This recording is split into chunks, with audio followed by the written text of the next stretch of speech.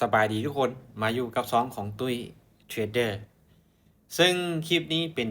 EP ที่6เนาะในการเริ่มต้นศึกษาเรียนรู้เกี่ยวกับการเทรดเนาะจะเริ่มต้นตั้งแต่พื้นฐานไปเลยเนาะซึ่งตุ้ย EP 1 EP 2 EP 3 EP 4และ EP 5เนี่ยตุ้ยได้เอาลงไปแล้วเนาะฉะนั้นในคลิปนี้ก็ถือว่าเป็นEP ที่6และคลิปนี้เราจะมาเว้ากันในเรื่องของวิธีการอ่านแห่งซื้อและแห่งขายในแท่งเทียน เพราะว่าในแต่ละแท่งเทียนเนาะมันบ่งบอกถึงแห่งซื้อและแห่งขายที่เข้ามาในแท่งเทียน เพื่อทำการที่วิเคราะห์และตัดสินใจเป็นตัวช่วยในการตัดสินใจในการออกออเดอร์สารเอาไผที่บ่ทันได้เบิ่ง5คลิป5 EP ก่อนหน้าเนี่ยแนะนำให้ไปเบิ่งคลิปย้อนหลังตัวคืนเนาะเพื่อมาเบิ่งในคลิปเนี่ยจึงจะได้เข้าใจจึงจะบ่งงเนาะเดี๋ยวเราไปเบิ่งวิธีการอ่านแห่งซื้อและแห่งขายในแท่งเทียนนะว่าเราจะอ่านแบบใดเดี๋ยวเบิ่งกันก่อนอื่นพ่อเนาะก่อนที่จะไปเรียนรู้ศึกษาทางการอย่าลืมพ่อเนาะไผที่มักฮักทางด้านของการเทรดหรือว่ากำลังเริ่มต้นศึกษาทางด้านการเทรดหรือเริ่มต้นศึกษาทางด้านของแท่งเทียนอยู่เนาะอย่าลืมกดติดตามช่องของตุ้ยไว้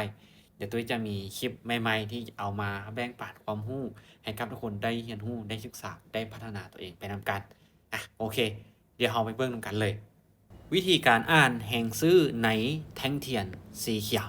ในแท่งเทียนสีเขียวเนาะซึ่งถ้าใครที่เบิ่งคลิปก่อนหน้านี้ของตุ้ยเนาะก็จะเข้าใจแล้วว่าแท่งเทียนสีเขียวเนี่ยมันหมายถึงหยังก็คือมันหมายถึงแห่งซื้อเนาะคือแท่งเทียนในตลาดนะบางครั้งเนาะบางแท่งเทียนเนี่ยมันจะเป็นแท่งเทียนที่แบบนี้เนาะโดยที่บ่มีไส้เทียนเลยเป็นแท่งเทียนที่เป็นเนื้อเทียนเต็มๆฉะนั้นเนาะในกรณีที่มันเป็นเนื้อเทียนเต็มแบบเนี้ยโดยที่บ่มีไส้เทียนคือเราวิเคราะห์ง่ายๆเนาะหรือว่าอ่านง่ายๆในแท่งเทียนแท่งเนี้ยก็คือแท่งเทียนตัวเนี้ยมีแห่งซื้อเนี่ยแห่งซื้อ100%เลยในแท่งเทียนแท่งเนี้ยและบัดนี้เป็นหยังเขาจึงว่ามันมีแห่งซื้อ 100% ในตัวเนี้ยคือทุกคนเวลาที่เราจะวิเคราะห์แท่งเทียนนะว่าจะเป็นแห่งซื้อหรือแห่งขายสิ่งที่เราต้องเบิ่งก็คือเบิ่งทั้งเบิดของแท่งเทียนทั้งเบิดของแท่งเทียนก็คือในราคาต่ำสุดราคาต่ำสุดปุ๊บในจุดนี้เนาะเป็นราคาต่ำสุดและในบริเวณเนี้ยเป็นราคาสูงสุดซึ่งในแท่งเทียนแท่งเนี้ยราคาต่ำสุดของมันราคาต่ำสุดก็เท่ากับราคาเปิดเลยมันก็เท่ากับราคาเปิดไผที่ยังบ่ทันได้รู้ในเรื่องขององค์ประกอบของแท่งเทียนให้กลับไปเบิ่งคืนได้เนาะตุ้ยอธิบายไว้ค่อนข้างว่าจะละเอียดและจุดนี้ก็คือว่าราคาสูงสุดและราคาสูงสุดนี้ก็เท่ากับราคาปิดในแท่งเทียนราคาปิดเห็นบ่ราคาต่ำสุดและราคาเปิดอยู่ในจุดเดียวกันราคาสูงสุดและราคาปิดอยู่ในจุดเดียวกันนั่นหมายความว่าในแท่งตัวเนี้ยเป็นแท่งเทียนที่มันมีเนื้อเทียนทั้งหมด 100% เลยเป็นแท่งเทียนที่ปิดเต็มนั่นหมายความว่าในแท่งเนี้ยมีแห่งซื้อที่เข้ามา 100% มีแห่งซื้อที่เข้ามา 100% และเทียบตามทฤษฎีเนาะถ้าว่าแห่งซื้อที่มันเคลื่อนที่เข้ามาหรือแห่งซื้อที่เข้ามาหลายในแท่งตัวเนี้ยมีโอกาสที่ในแท่งต่อไปกราฟมันจะขึ้นไปได้อีก1แท่งถ้าเราเทียบตามทฤษฎีแต่ในการที่เราวิเคราะห์แห่งซื้อในแท่งเนี้ยก็ถือว่าแห่งซื้อนี่เข้ามา 100% เข้ามา 100% เบิ่งจากแท่งเทียนเพราะว่าวิธีการที่เราจะเบิ่งแห่งซื้อแห่งขายแท่งเทียนเราต้องเบิ่งจากราคาต่ำสุดขึ้นไปหาราคาสูงสุดแล้วเบิ่งที่ว่าราคาเปิดราคาปิดของน้ำว่ามันปิดอยู่ในจุดใดมันเปิดอยู่ในจุดใดคือในจุดนี้เนาะก็คือ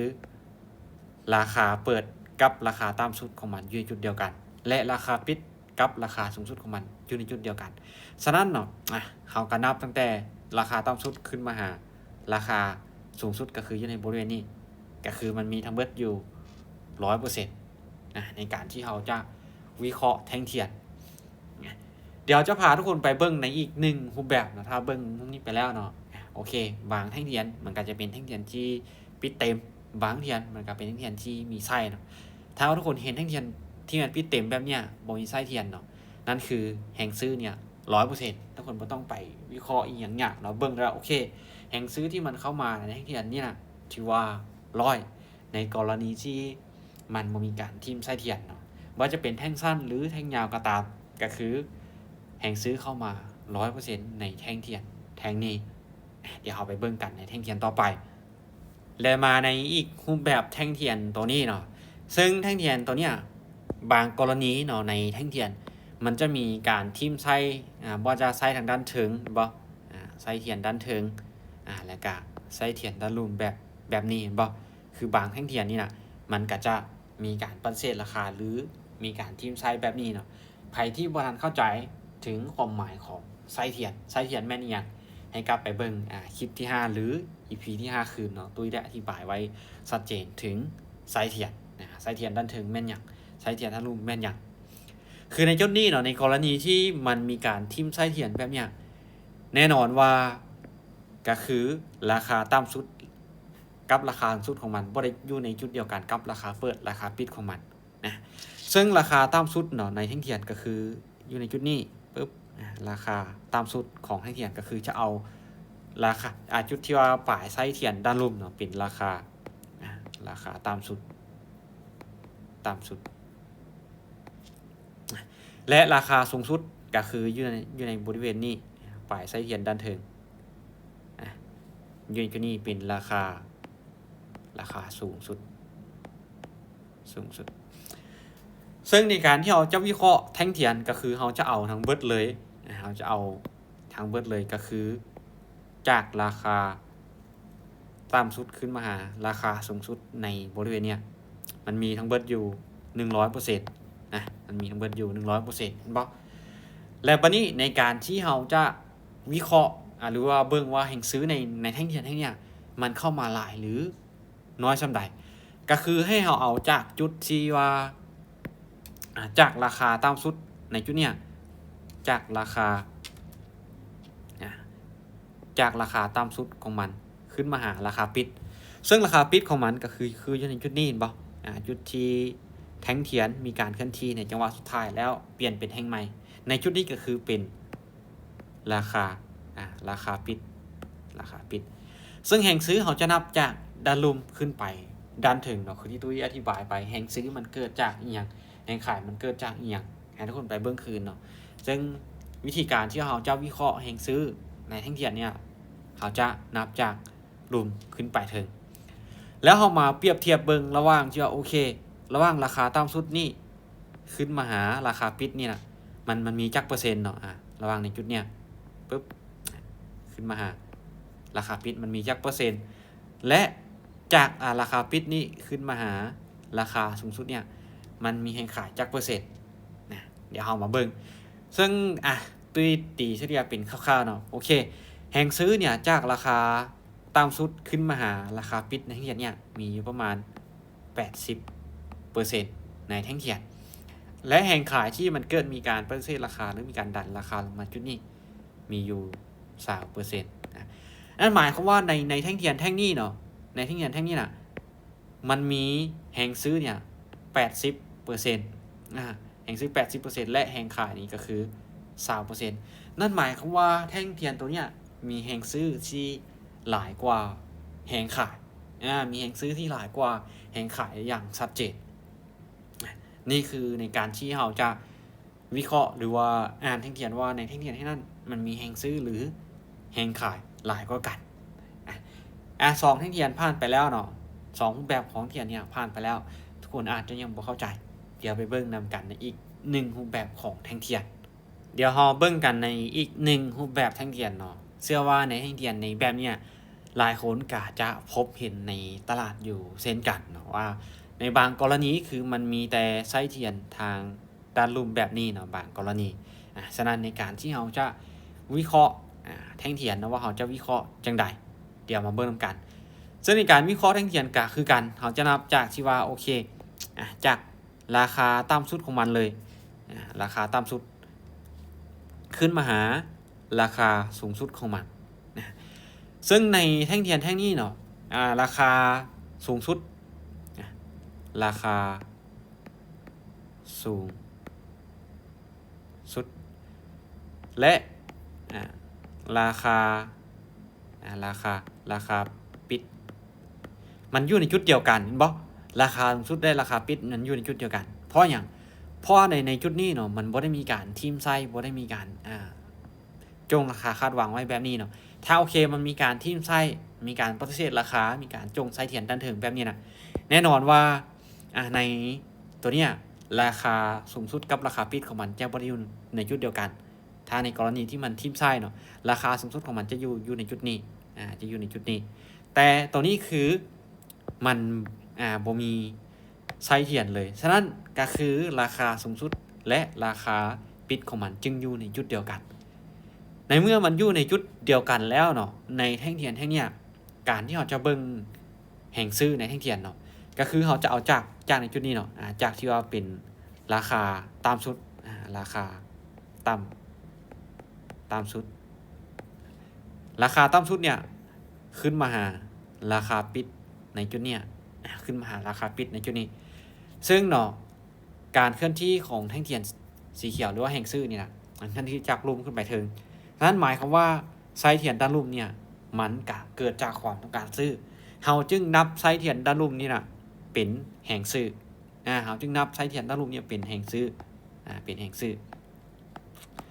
ฉะนั้นในการที่เราเบิ่งแห่งซื้อในแห่งเทียนเนาะเราจะต้องเอาจากราคาตามสุดของมันขึ้นมาราคาปิดในจุดนี้ราคาปิดและราคาสูงสุดอยู่ในจุดเดียวกันนั่นหมายความว่าในแท่งเทียนแท่งเนี้ยแห่งซื้อ100%แห่งซื้อ 100% นะเห็นบ่ในกรณีที่ว่ามันมีการทิ่มไส้เทียนด้านลุ่มแบบนี้แล้วด้านถึงบ่มีนั่นคือมันมีแห่งซื้อที่เข้ามา 100% เพราะไส้เทียนด้านลุ่มมันเกิดจากความต้องการซื้อคือดังที่ตุ้ยอธิบายไปในคลิปก่อนหน้านี้ว่าไส้เทียนมันหมายถึงอย่างไส้เทียนด้านลุ่มเนี่ยมันเกิดจากความต้องการซื้อที่เฮ็ดให้ราคานี่นะมีคนที่ต้องการซื้อจึงให้ราคาของมันดันราคาขึ้นไปเรื่อยๆฉะนั้นเวลาที่เราจะวิเคราะห์แท่งเทียนหรือเบิ่งแห่งซื้อแห่งขายแห่งซื้อในแท่งเทียนว่ามันมีหลายหรือน้อยส่ำใดเราต้องนับตั้งแต่ปลายไส้เทียนด้านลุ่มขึ้นไปหาราคาปิดในแท่งเทียนแท่งนั้นถ้าแท่งเทียนแท่งนั้นมันบ่มีการทิ่มไส้เทียนด้านถึงนั่นหมายความว่าราคาปิดและราคาสูงสุดอยู่ในจุดเดียวกันเขาก็เว้าได้ว่าในแท่งเทียนที่นั่นมันมีแห่งซื้อที่เข้ามา 100% ในแท่งเทียนนี่คือรูปแบบที่ว่าในกรณีที่มันมีการทิ่มไส้เทียนเพียงแต่ด้านลุ่มหรือมีด้านเดียวก็คือด้านลุ่มก็คือเขาจะเบิ่งเป็นแห่งซื้อทั้งเบิดเลยเนาะเดี๋ยวไปเบิ่งในอีกรูปแบบแท่งเทียนต่อไปนำกันและอีกหนึ่งรูปแบบแท่งเทียนที่เชื่อว่าหลายคนก็พบเห็นเนาะในกรณีที่มันมีการทิ่มไส้เทียนด้านถึงแบบนี้เนาะทิ่มไส้2ฝั่งเข้ามาแล้วเนาะด้านถึงด้านลุ่มก็อธิบายมาแล้วทิ่มไส้ด้านลุ่มก็อธิบายไปแล้วและบัดนี้เนาะมาทิ่มไส้ในกรณีที่ว่ามันมีการทิ่มไส้เทียนด้านถึงเนาะหรือว่าเกิดไส้เทียนด้านถึงแบบเนี้ยการที่เราจะเบิ่งแห่งซื้อในแท่งเทียนแท่งนี้ว่ามันเหลือหลายเหลือน้อยส่ำใดเดี๋ยวเราเบิ่งกันซึ่งก็คือที่ตุ้ยบอกไปเนาะเราจะเบิ่งองค์ประกอบรวมๆทั้งเบิดจุดนี้เป็นราคาสูงสุดปุ๊บอยู่ในจุดนี้บ่มีการทิ่มไส้เทียนนั่นก็คือเป็นราคา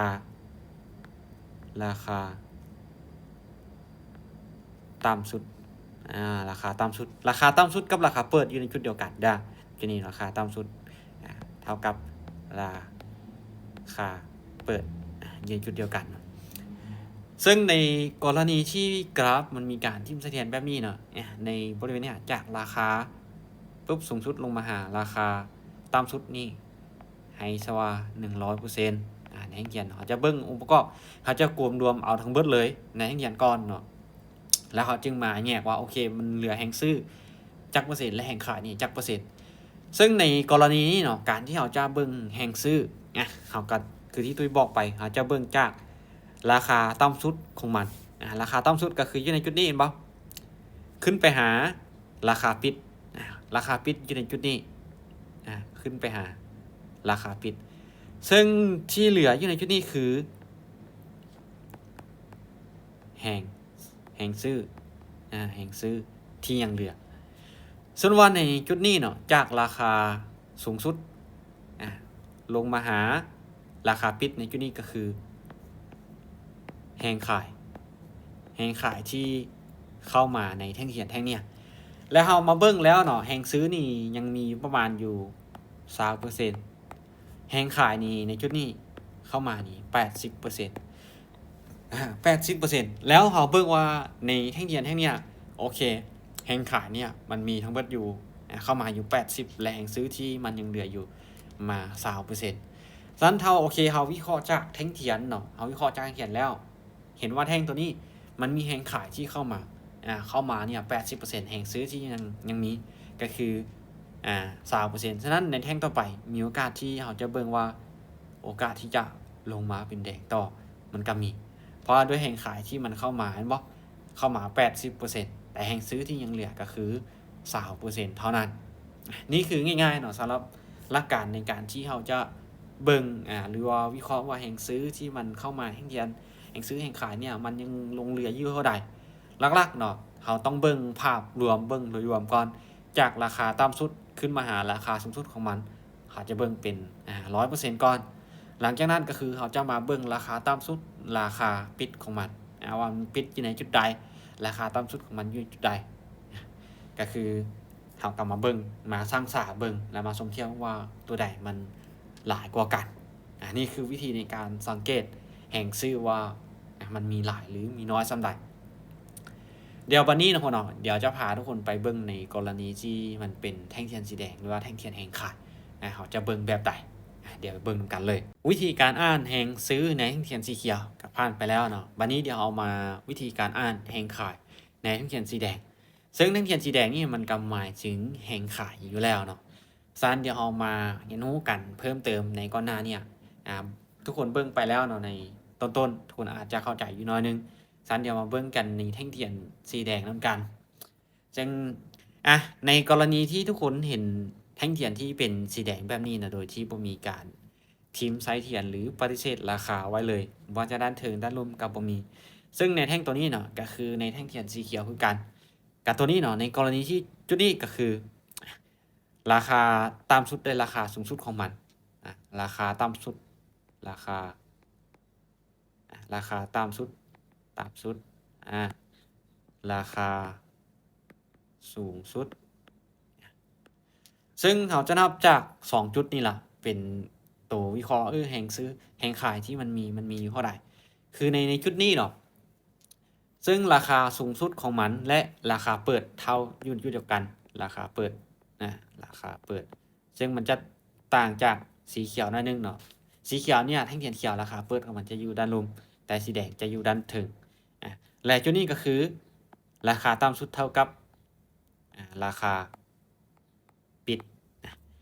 ฉะนั้นในจุดนี้ราคาสูงสุดและราคาต่ำสุดของมันนี่นะก็ถือว่ามันอยู่ในจุดเดียวกันกับราคาเปิดและราคาปิด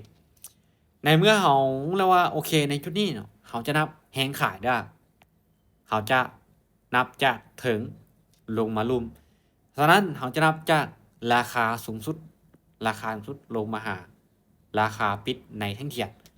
ซึ่งราคาปิดของแท่งเทียนก็คืออยู่ในราคาที่อยู่ในจุดที่เป็นราคาต่ำสุดนั่นหมายความว่าในแท่งเทียนแท่งเนี้ย100% แฮงขาย 100% ในแท่งเทียนแท่งนี้ในกรณีที่คนเห็นแท่งเทียนเนาะว่าจะเป็นแท่งสั้นแท่งยาวก็ตามกรณีที่มันปิดเต็มแบบเนี้ยโดยที่บ่มีการทิ่มไส้เทียนเลยเนาะบ่มีไส้เทียนด้านเทิงแล้วก็ด้านลุ่มแบบเนี้ยก็คือแท่งเทียนมีแฮงขาย 100% ถ้าให้เฮาวิเคราะห์จากแท่งเทียนแล้วออกออเดอร์ก็คือถ้าโอเคแฮงขายเข้ามา 100% แบบนี้โอกาสในแท่งต่อไปที่กราฟมันจะลงมาต่อมันก็มีในการที่เอาวิเคราะห์ตามแห่งซื้อและแห่งขายที่เข้ามาในแท่งเทียนเอาวิเคราะห์ว่าโอเคแห่งขายเข้ามา 100% แน่นอนเนาะโอกาสที่มันจะลงมาต่อนี่นะมันก็มีเพราะแห่งขายที่มันเข้ามาในก่อนหน้านี่ค่อนข้างว่าจะหลายเดี๋ยวเราไปต่อกันในแท่งเทียนต่อไปเนาะแท่งเทียนสีเขียวก็มี4แท่งเนาะที่ตัวยกตัวอย่างมา แท่งฉะนั้นแท่งเทียนสีแดงก็จะมีอยู่4แท่งหรือว่า4รูปแบบของแท่งเทียนที่ตัวจะยกตัวอย่างมาให้ทุกคนได้เข้าใจไปนำกันเดี๋ยวไปเบิ่งนำกันเลยและในแท่งเทียนตัวนี้เนาะในกรณีที่มันเป็นแท่งเทียนสีแดงมันก็จะมีคือกันที่ว่ามันมีการทิ่มไส้เทียนด้านเทิงแบบนี้แล้วก็ด้านรูปแบบนี้เนาะมันก็จะมีแล้วก็พบเห็นอยู่เป็นประจำพบเห็นอยู่เป็นประจำฉะนั้นเนาะเดี๋ยวเราในกรณีที่เราจะเบิ่งแห่งขายที่มันเข้ามาทั้งเบิดในแท่งเทียนแท่งนี้นะในแท่งเนี้ยเราจะเบิ่งเนาะทั้งเบิดมี 100% มี 100% เนาะจากราคาต่ำสุดราคาต่ำสุดและราคาสูงสุดมันมีทั้งหมดอยู่ 100% มี 100% แล้ววันนี้ในการที่เราจะเบิ่งแห่งขายเนาะว่าที่มันในแท่งเทียนแท่งนี้น่ะมันยังเหลือแห่งขายอยู่จักเปอร์เซ็นต์หรือมันมีแห่งขายที่เข้ามาจักเปอร์เซ็นต์คือที่ตุ้ยบอกเนาะแห่งขายนี่เราจะเบิ่งจากด้านถึงลงมาด้านลุ่มฉะนั้นเราจะเบิ่งจากจุดนี้จากราคาสูงสุดลงมาหาราคาปิดในจุดนี้ลงมาหาราคาปิดเห็นบ่การที่เราจะเบิ่งแห่งซื้อเราจะเบิ่งจากราคาต่ำสุดขึ้นไปหาราคาปิดแต่การที่เราจะเบิ่งแห่งขายในแท่งเทียนสีแดงเราจะเบิ่งจากราคาสูงสุดลงมาหาราคาปิดซึ่งถ้าว่าเราเปรียบเทียบเนาะในจุดนี้ระหว่างราคาสูงสุดเนี่ยลงมาหาราคาปิดเนี่ยมันมีอยู่เท่าใดและมาเบิ่งที่ว่าแห่งซื้อที่มันเข้ามาในจุดเนี้ยจากราคาต่ำสุดราคาต่ำสุดขึ้นมาหาราคาปิดในจุดเนี้ยก็คือมันมีอยู่เท่าใดคือเราตีเฉลี่ยก็คือคร่าวๆจุดเนี้ยแห่งขายที่มันมี 80% และในจุดเนี้ยไส้เทียนน้ำลุ่มที่มันเกิดมีการปฏิเสธราคาเนี่ยเป็นแห่งซื้อนี่ก็คือ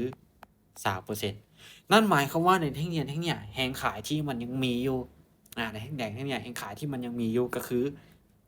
80% และแห่งซื้อที่มันเข้ามาก็คือ 3% ฉะนั้นในกรณีที่เราวิเคราะห์แท่งเทียนเนาะในการที่เราวิเคราะห์แท่งเทียนเพื่อออกออเดอร์เนี่ยแท่งต่อไปถ้าว่าแห่งขายที่มันยังมีอยู่ 80% เนาะมีโอกาสที่แท่งต่อไปจะลงมาเป็นแดงได้อีก1แท่งหรือว่าราคามีโอกาสที่จะลงมาต่อได้เพราะแห่งขายที่มันมีมันยังมีอยู่ 80% ต่อแห่งซื้อมันมีเพียงแต่ 3% ฉะนั้นแห่งขายจึงหลายกว่าถ้าว่าเทียบตามทฤษฎีแห่งซื้อและแห่งขายนี่ก็คือราคามีโอกาสที่ว่าจะลงมาต่อนี่คือในรูปแบบแท่งเทียนแท่งที่2ตัวจะแบบไปไวๆเลยเนาะเพราะว่ามันก็คล้ายๆกันระหว่างสีเขียวกับสีแดงถ้าทุกคนเข้าใจในเรื่องของการเคลื่อนที่ว่าแท่งเทียนสีเขียวเคลื่อนที่แบบใดแท่งเทียนสีแดงเคลื่อนที่แบบใดทุกคนเนี่ยจะเข้าใจง่ายขึ้นเดี๋ยวเอาไปกันต่อในรูปแบบในแท่งเทียนแท่งที่3นำกันรูปแบบแท่งเทียนสีแดงในแท่งที่3นี่เนาะในกรณีที่มันมีการทิ่มไส้เทียนด้านลุ่มในการทิ่มไส้เทียนด้านลุ่มเนาะซึ่งมันก็มีพบเห็นอยู่เป็นประจำและในการที่เราจะเบิ่งแท่งเทียนเนาะเบิ่งวิเคราะห์แท่งเทียนในแท่งนี้ว่ามีแห่งขายอยู่เท่าใดแห่งซื้ออยู่เท่าใดก็ตามเคยเนาะเราก็ต้องเบิ่งองค์ประกอบโดยรวมเนาะจากราคาในตามสุดขึ้นมาหาราคาปิดในจุดนี้เราจะเบิ่งโดยรวมก่อนว่ามันมีทั้งเบิดอยู่ 100% แล้วบัดนี้เนาะในจุดเนี้ยในแท่งเทียนแท่งเนี้ยปุ๊บราคาสูงสุดของมันก็อยู่บ่อนเดียวกันหรือว่าเท่ากับราคาเปิดราคาเปิดเห็นบ่ราคาเปิดฉะนั้นในการที่เราจะวิเคราะห์ว่าแห่งขายที่มันยังมีอยู่แท่งตัวนี้เขาจะเอาราคาสูงสุดของมันเนี่ยปุ๊บมาหาราคาปิดก็คือแท่งเทียนเนาะมันปิดอยู่ในจุดนี้ที่มันเป็นเนื้อเทียนก็คืออยู่ในจุดนี้แล้วบัดนี้เรามาเบิ่งว่าแห่งขายในจุดนี้เนาะมันมีหลายช่องใดเดี๋ยวเรามาเบิ่งในจุดที่ว่าราคาต่ำสุดก่อนราคาต่ำสุดในแท่งเทียนราคาต่ำสุดขึ้นมาหาราคาปิดในจุดนี้ก็คือเป็นแห่งซื้อแห่งซื้อที่มันเข้ามาปึ๊บ แห่งซื้อที่มันเข้ามาและแห่งซื้อเข้ามานี่นะสมมุติเนาะในจุดเนี้ยเอาเบิ่งเทียบเอาก็คือแห่งซื้อเข้ามาอยู่ประมาณ